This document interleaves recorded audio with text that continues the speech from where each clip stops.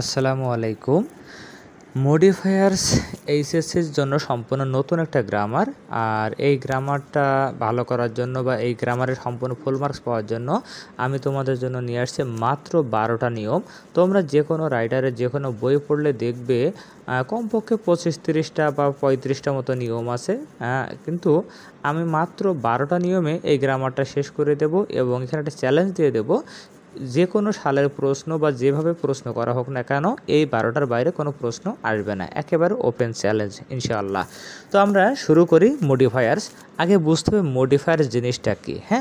বলা হচ্ছে যেই সকল শব্দ বা শব্দ সমষ্টি, মানে একটা শব্দ হইতে পারে বা কয়েকটা শব্দ হইতে পারে, এইগুলো দ্বারা যদি কোনো নাউন, কোনো অ্যাডজেক্টিভ বা ভার্বকে মডিফাই করে, মানে কোনো নাউন সম্পর্কে কোনো অ্যাডজেক্টিভ বা কোনো ভার্বকে যদি মডিফাই করে বা অতিরিক্ত কোনো তথ্য প্রদান করে, তাহলে সেই শব্দ বা শব্দ সমষ্টিকে মডিফায়ার বলে।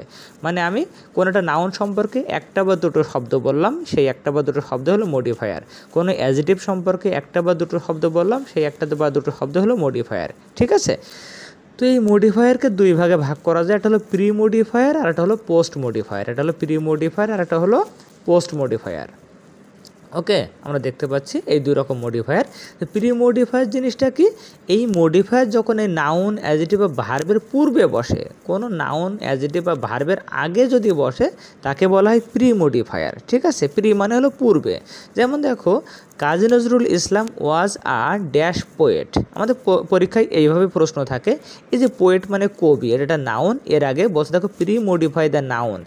মানে প্রি মডিফাই এই নাউনের আগে বসাইতে বলেছে। তাহলে সেক্ষেত্রে আমরা অ্যান্সার দিলাম হলো ফেমাস বা গ্রেট। এটা কোথায় বসেছে? পোয়েটের আগে। এর জন্য এটা কি হলো? Pre modifier. আর পোস্ট মডিফায়ারটা কি? পোস্ট মানে হলো পরে। দেখো, পোস্ট মডিফায়ার হলো মডিফায়ার যখন কোনো নাউন, অ্যাডজেক্টিভ বা ভার্বের পরে বসে তখন তাকে পোস্ট মডিফায়ার বলে। মানে পরে বসলে পোস্ট, আগে বসলে প্রি। যেমন দেখো, উই কাট ডাউন ট্রিস, এই লাইনটা শেষ। এখানে বলা হচ্ছে পোস্ট মডিফাই দ্য ভার্ব। এই ভার্বকে ভার্বের পরে, পোস্ট মানে পরে, পরে একটা মডিফায়ার বসাইতে হবে। এখন আমি এখানে অ্যান্সার দিলাম হলো অ্যাট র্যান্ডম অথবা রেকলেসলি। কোথায় দিয়েছি এটা? দেখো, পোস্ট মডিফাই দ্য ভার্ব, ভার্বের পরে বসাচ্ছি, এটা পোস্ট মডিফায়ার। আর আগে বসাইলে প্রি মডিফায়ার। তাই যাই হোক, আমরা প্রি এবং পোস্ট বুঝলাম। তো এইখানে মডিফায়ারের গুরুত্বপূর্ণ 12টা নিয়ম নিয়ে আলোচনা করা হলো। আশা করি এই নিয়মগুলো শিখলে মডিফায়ারের সকল প্রশ্ন কমন আসবে, আশা করা যায় ইনশাল্লাহ। তো নাম্বার 1 আমরা শিখবো হলো অ্যাডজেক্টিভ। তো এই অ্যাডজেক্টিভটা কি সেটাকে শুনি। যে নাউনকে মডিফাই করে, যেই শব্দ কোনো নাউনকে মডিফাই করে বা নাউন সম্পর্কে কিছু একটা বলে, সেই কিন্তু অ্যাডজেক্টিভ। ঠিক আছে? তো আমাদের পরীক্ষায় এই প্রশ্নটা আসবে কীভাবে? এই যে কয়েকভাবে আসতে পারে। যেমন প্রশ্নে আসতে পারে মডিফাই দ্য নাউন। নাউনকে মডিফাই করলে তো অ্যাডজেক্টিভ বসাবো, তাই না? পরীক্ষায় আসতে পারে মডিফাই দ্য নাউন, অথবা প্রি মডিফাই দ্য নাউন, অথবা modify the noun with an adjective, অথবা use an adjective to modify the noun. Main কথা হলো modify the noun, modify the noun, modify the noun. এই কথাটা হইলেই সেখানে আমরা কী বসাবো? অ্যাডজেক্টিভ বসাবো। যখনই বলবে মডিফাই দ্য নাউন, তখন আমরা কী বসাবো? অ্যাডজেক্টিভ বসাবো। ঠিক আছে? এখন কোন অ্যাডজেক্টিভটা বসাবো? দেখো, এখানে বলছে প্রশ্ন যেভাবে আসুক, এই নাউনকে মডিফাই করতে বললে, ওই যেই নাউনকে মডিফাই করতে বলেছে না, সেই নাউনকে আমরা কেমন দ্বারা প্রশ্ন করব। কী দ্বারা? কেমন দ্বারা প্রশ্ন করব। এই কেমন দ্বারা প্রশ্ন করলে যে উত্তরটা চলে আসবে, সেটাই হলো আমাদের অ্যাডজেক্টিভ, ওইটাই হলো মডিফাই দ্য নাউনের অ্যান্সার। আমাদের পরীক্ষায় 10টা গ্যাপের ভিতরে কমপক্ষে 3-4টে জায়গায় গ্যাপে এই মডিফাই দ্য নাউন, এই প্রশ্নটা আমাদের থাকবে। ঠিক আছে? তো পরীক্ষায় কেমন আসবে? দেখো, কাজী নজরুল ইসলাম ওয়াজ আ ড্যাশ, এই যে পোয়েট, এই যে গ্যাপের পরে পোয়েট, এটা হলো নাউন। এই যে প্রশ্ন দেওয়া আছে প্রি মডিফাই দ্য নাউন, অথবা শুধু মডিফাই দ্য নাউন দিতে পারতো, সমস্যা নাই। যে যেই নাউনের আগে গ্যাপ, মডিফাই দ্য নাউন বললে সেই নাউনকে আমরা কেমন দ্বারা প্রশ্ন করব। যেমন দেখো, কাজী নজরুল ইসলাম ওয়াজ আ পোয়েট, পোয়েট মানে কবি, তাদের কেমন কবি ছিলেন? তাদের ফেমাস পোয়েট হইতে পারে, কেউ বেঙ্গলি পোয়েট দিতে পারে, কেউ রিবেল পোয়েট দিতে পারে। একজনের অ্যান্সার কিন্তু এক এক রকম হইতে পারে। এইখানে দেখো, আমি গুরুত্বপূর্ণ অনেকগুলো অ্যাডজেক্টিভ দিয়ে দিয়েছি। এইগুলোই আমাদের পরীক্ষায় বারবার ঘুরে ফিরে এইগুলোই আসে অধিকাংশ সময়। ওকে, এই গেল হলো অ্যাডজেক্টিভ, এটা কিন্তু মোস্ট ইম্পর্ট্যান্ট একটা নিয়ম। পরে আসছে হলো অ্যাডভার্ব। অ্যাডভার্ব কি? ভার্বকে মডিফাই করে। অ্যাডভার্ব কারা? মূলত ভার্বকে মডিফাই করে। এই প্রশ্ন কয়েকভাবে আসতে পারে আগের মতোই। কীরকম? এই যে modify the verb, pre modify the verb, post modify the verb, হ্যাঁ, অথবা modify the verb with an adverb, use adverb to modify the verb. Main কথা হলো মডিফাই দ্য ভার্ব, এই কথাটা থাকবে। মেইন কথাটা কি? মডিফাই দ্য ভার্ব, এই কথাটা থাকবে। তো এই মডিফাই দ্য ভার্ব যখন বলবে তখন ওই ভার্বকে আমরা কি করব, যে কিভাবে, কোথায়, কখন, এই তিনটে জিনিস দ্বারা প্রশ্ন করব।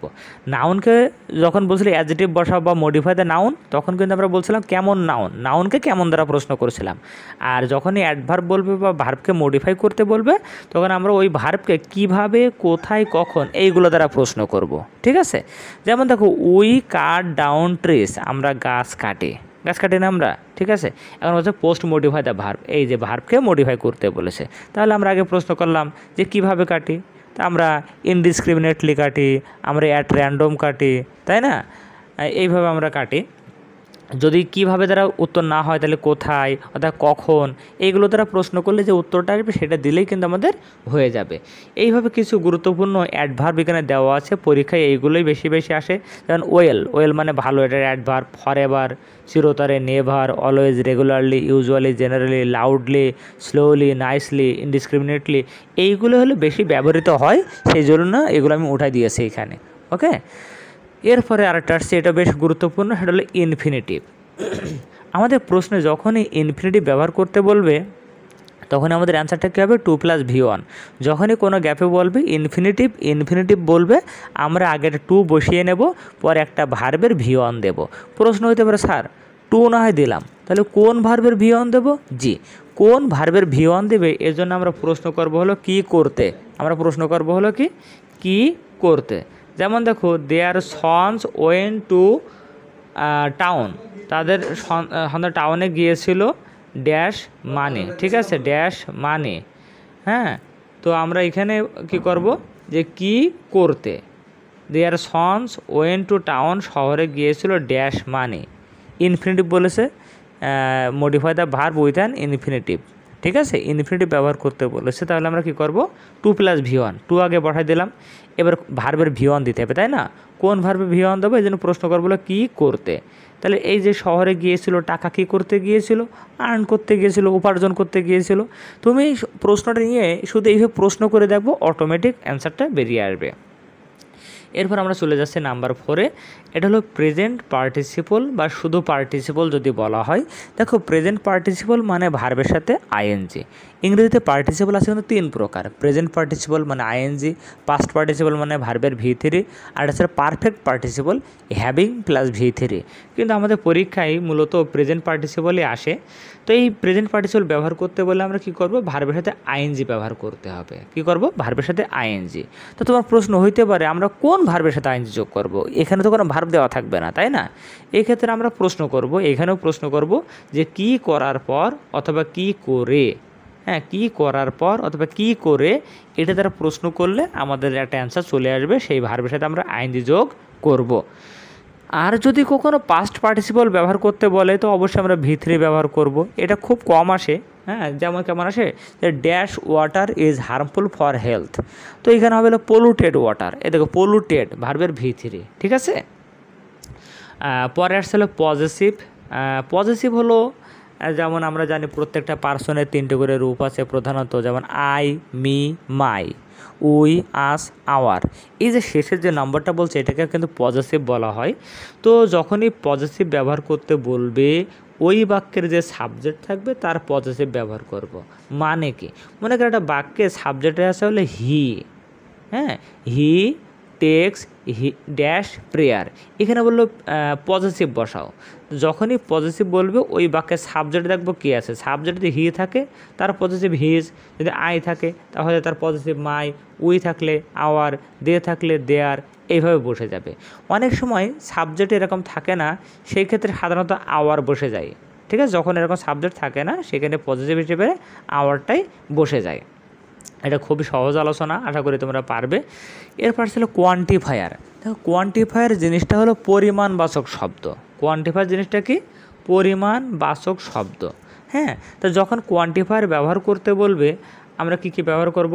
অল মানে সবাই, মেনি, মাস, সাম, ফিউ, সেভারেল মানে বিভিন্ন, অথবা নো, সিঙ্গেল।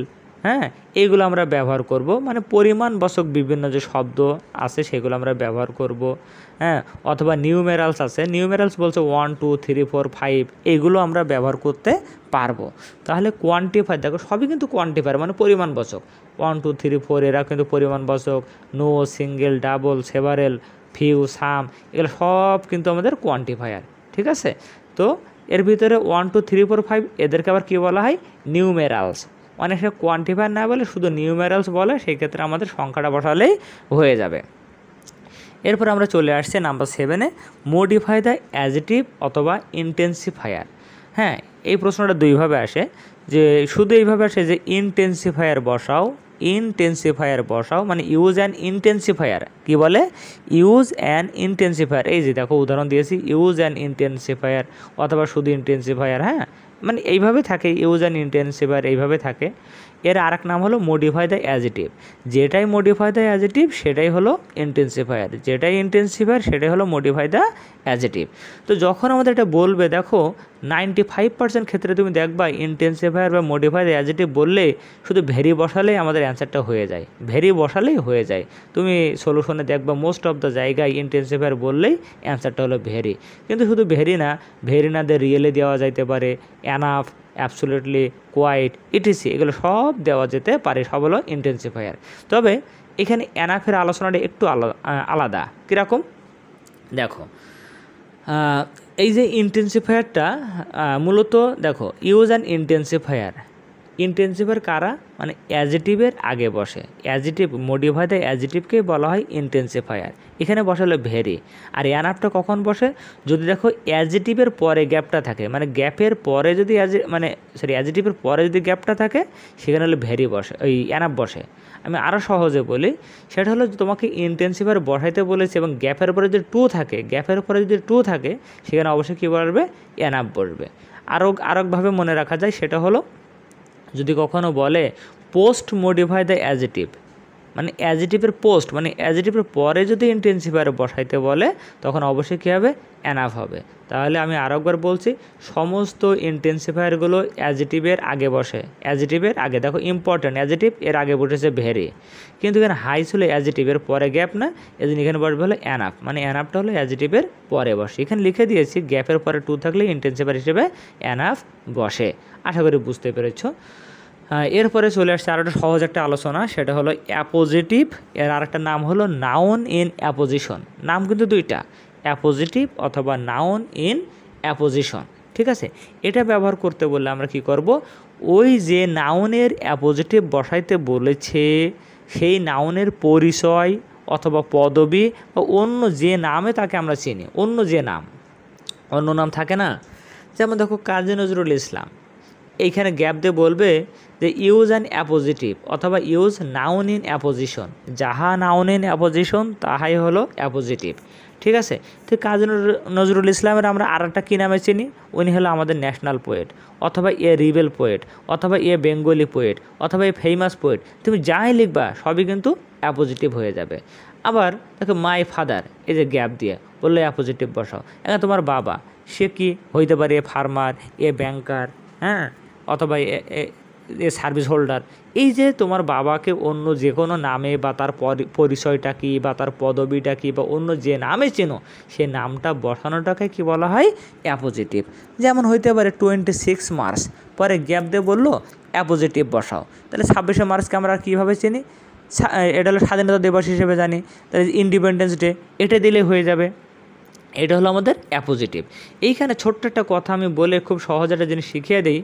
মাঝে মাঝে এই অ্যাপোজিটিভ বা নাউন ইন অ্যাপোজিশনটা না দিয়ে রিলেটিভ ক্লজ ব্যবহার করতে বলে use a relative clause to modify the noun. দেখো, রিলেটিভ ক্লজ নিয়ে আলোচনা করতে গেলে ওইটা আলাদা একটা ক্লাস নেওয়া লাগে, কিন্তু আমি সহজ একটা টেকনিক বলে দিই। যদি মানে মডিফায়ারে কখনো রিলেটিভ ক্লজ ব্যবহার করতে বলে, তুমি ধরে নেবা ওইটা হলো অ্যাপোজিটিভ। যদি রিলেটিভ ক্লজ ব্যবহার করতে বলে তুমি ধরে নেবা ওইটা হলো অ্যাপোজিটিভ। সেই অ্যাপোজিটিভের আগে শুধু একটা হু বা হুইজ দিয়ে একটা বিভার্ব দিয়ে দেব। মানে কি? যেমন দেখো, মাই ফাদার এর অ্যাপোজিটিভ ছিল এ ফার্মার, কিন্তু মাই ফাদারের পরে যদি বলে একটা রিলেটিভ ক্লজ ব্যবহার করো, ওই এ ফার্মার এর আগে আমি হু ইজ লাগাই দিলাম, এটা হয়ে গেল একটা রিলেটিভ ক্লজ।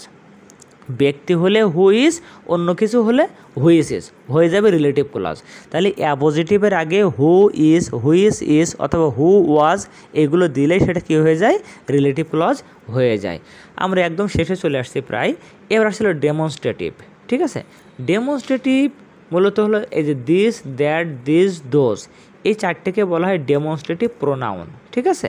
তো দিস, দ্যাট, দিস, দোজ, যদি যেই নাউনের আগে গ্যাপ আসে সেই নাউনটা সিঙ্গুলার হলে দিস বা দ্যাট বসে। দেখো সিঙ্গুলার নাউনের পূর্বে দিস বা দ্যাট, আর প্লুরাল নাউনের আগে গ্যাপ হলে দিস বা দোজ। এই দিস দোজ হলো প্লুরালের আগে বসে, আর দিস দ্যাট হলো সিঙ্গুলারের আগে বসে।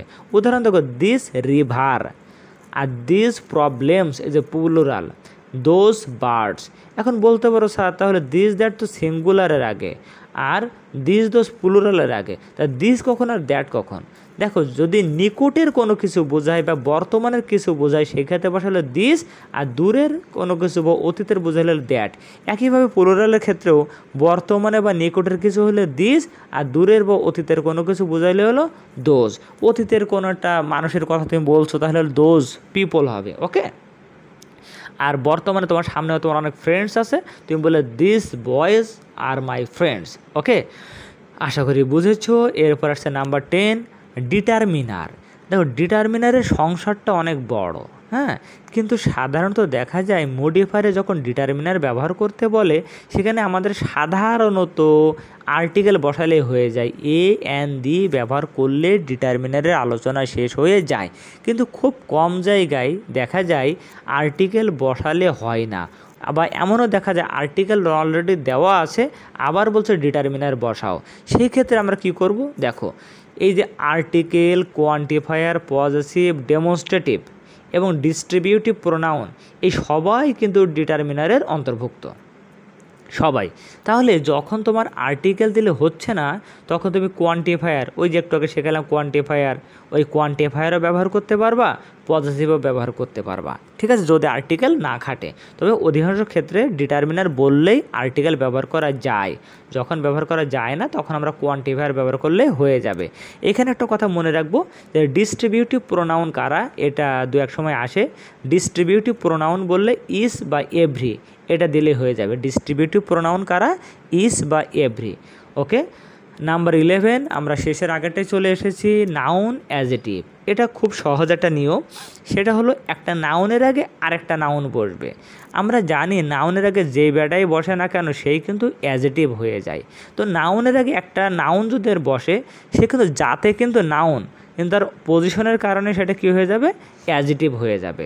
তার মানে কি, দেখো একটা নাউনের পূর্বে সামঞ্জস্যপূর্ণ অন্য একটা নাউন ব্যবহার করতে হবে। মানে কি, মানে হলো যেমন দেখো ইংলিশ টিচার, টিচার কিন্তু একটা নাউন, এর আগে বসালাম ইংলিশ, ইংলিশও কিন্তু নাউন, তো এটাও নাউন এটাও নাউন, কিন্তু নাউনের আগে ইংলিশ বসার কারণে যদিও নাউন কিন্তু এটা হয়ে যায় হলো অ্যাজেটিভ, এটাকে বলা হয় নাউন অ্যাজেটিভ। একইভাবে দেখো village people, cricket player, television programme, সবই নাউন, কিন্তু আরেকটা নাউনের আগে বসার কারণে এটা হালকা অ্যাজেটিভ হয়ে যায়, এটাকে বলা হয় নাউন অ্যাজেটিভ। আশা করি তোমরা বুঝেছো।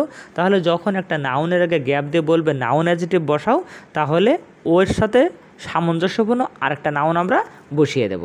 আশা করি বুঝতে পেরেছি। তো এতক্ষণ আমরা যা শিখেছি 11টা নিয়ম, এই 11টা নিয়ম শিখলে আমরা প্রায় সব পড়ে কমন পেয়ে যাব। অধিকাংশ বোর্ডে আমরা 10টাই কমন পেয়ে যাব ইনশাল্লাহ। আর 12 নম্বর যে নিয়মটা আছে এটা হলো একটু কঠিন লাগে অনেকের কাছে, তো এইটা যদি তুমি শিখে ফেলো তাহলে আর কোনো প্রশ্নই তোমার আনকমন থাকবে না। এটা হলো কি ফ্রেজ। ফ্রেজ মানে কি আগে একটু বলে নিই। ফ্রেজ মানে হলো একগুচ্ছ শব্দ, কমপক্ষে 2টা শব্দ, বেশি হইতে পারে 3টে 4টে 5টাও হইতে পারে, এই একগুচ্ছ শব্দকে বলা হয় ফ্রেজ। তো আমাদের পরীক্ষায় সাধারণত এই 3 প্রকার ফ্রেজ আসে, পার্টিসিপল ফ্রেজ আসে, ইনফিনিটিভ ফ্রেজ আসে, আর প্রেপোজিশন 4 রকমের, আরেকটা আছে অ্যাডভার্বিয়াল ফ্রেজ, এই যে পরে আলোচনা করা আছে। এই 4 রকমের ফ্রেজ আমাদের পরীক্ষায় মাঝে মাঝে আসে। এইগুলো যদি আসে তাহলে আমরা কি করব, দেখো যদি পার্টিসিপল, ইনফিনিটিভ বা প্রেপোজিশনাল ফ্রেজ বলে তাহলে আমরা কি করব, যদি পার্টিসিপল ফ্রেজ বলে তাহলে এই পার্টিসিপলের সাথে আরও 2-1টা ওয়ার্ড যোগ করব। যদি ইনফিনিটিভ ফ্রেজ বলে ইনফিনিটিভের সাথে আরও 2-1টা ওয়ার্ড, প্রেপোজিশনাল ফ্রেজ বলে প্রেপোজিশনের সাথে আরও 2-1টা ওয়ার্ড দেবো। মানে কি, যেমন দেখো ইনফিনিটিভ কি আমি বলেছিলাম একটু আগে, 2 এর পরে V1, এর 2 + V1 এটা কিন্তু ইনফিনিটিভ। কিন্তু পরীক্ষায় যদি ইনফিনিটিভ ফ্রেজ বলে তাহলে দেখো 2 + V1 এর সাথে আরও কমপক্ষে একটা ওয়ার্ড যোগ করতে হবে। টু আর্ন ইনফিনিটিভ, কিন্তু টু আর্ন মানে এটা হলো ইনফিনিটিভ ফ্রেজ। একইভাবে পার্টিসিপল কারা, ভার্বের সাথে আইএনজি। কিন্তু পার্টিসিপল ফ্রেজ কী হবে, এই আইএনজির সাথে যদি আরও 2-1টা ওয়ার্ড আমরা যোগ করি সেটা হয়ে যাবে কি পার্টিসিপল ফ্রেজ। ওকে, প্রেপোজিশন তো আমরা চিনি, প্রেপোজিশনাল ফ্রেজ কি, এই প্রেপোজিশনের পরে আরও 2-1টা ওয়ার্ড যোগ করতে হবে, এটাই হলো আমাদের প্রেপোজিশনাল ফ্রেজ। ওকে, এবার লাস্টে আসছে অ্যাডভার্বিয়াল ফ্রেজ। যদি কখনো অ্যাডভার্বিয়াল ফ্রেজটা ব্যবহার করতে বলে তাহলে এমন একগুচ্ছ শব্দ ব্যবহার করব যেটা দ্বারা কোনো সময়কে বোঝাবে বা স্থান বোঝাবে বা কাজের প্রক্রিয়া মানে কাজটা কেমনে হচ্ছে এটা বোঝাবে। এইটা হলে সেটা হয়ে যাবে অ্যাডভার্বিয়াল ফ্রেজ। আমরা একটু পার্থক্য করে বুঝি। দেখো অ্যাডভার্ব কারা, লাউডলি, কুইকলি, হ্যাঁ, নাইসলি, বিউটিফুলি, এগুলো তো অ্যাডভার্ব, তাই না? তাহলে অ্যাডভার্বিয়াল ফ্রেজ কি, তার সাথে আরও কিছু যুক্ত হবে। দেখো ইন এ লাউড ভয়েস, আমি লাউডলি না বলে কী বলা, ইন এ লাউড ভয়েস, এটা কি একটা কাজের প্রক্রিয়া বোঝাচ্ছে না, কাজটা কেমনে হয়েছে। তারপরে দেখো ভেরি, শুধু কুইকলি, এটা কিন্তু অ্যাডভার্ব, শুধু কুইকলি এটা কি অ্যাডভার্ব, কিন্তু আমি দিলাম ভেরি কুইকলি, এটা কি হয়ে গেল অ্যাডভার্বিয়াল ফ্রেজ হয়ে গেল। তাহলে ফ্রেজ জিনিসটা কঠিন কিছু না, ইনফিনিটিভ, পার্টিসিপল, প্রেপোজিশন বা অ্যাডভার্বিয়াল ফ্রেজ বললে ওই মূল শব্দের সাথে আমরা আরও 2-1টা ওয়ার্ড যোগ করে দেব, এটাই হয়ে যাবে আমাদের অ্যাডভার্বিয়াল ফ্রেজ। তো তোমরা এই 12টা নিয়ম শিখে তোমরা যে কোনো বোর্ড তোমরা খুলে প্র্যাকটিস করে দেখো, আমি চ্যালেঞ্জ করে বলতে পারি এই 12টার বাইরে কোনো নিয়ম নাই। ঠিক আছে, তো আশা করি ভিডিওটা তোমাদের অনেক কাজে লাগবে। এরপরে কোনো কোশ্চেন থাকলে অবশ্যই কমেন্ট সেকশন আছে, অবশ্যই আমাকে কমেন্ট করে জানাবে। টিল দেন, আল্লাহ হাফেজ, আসসালামু আলাইকুম। অ্যাডভার্ব কি,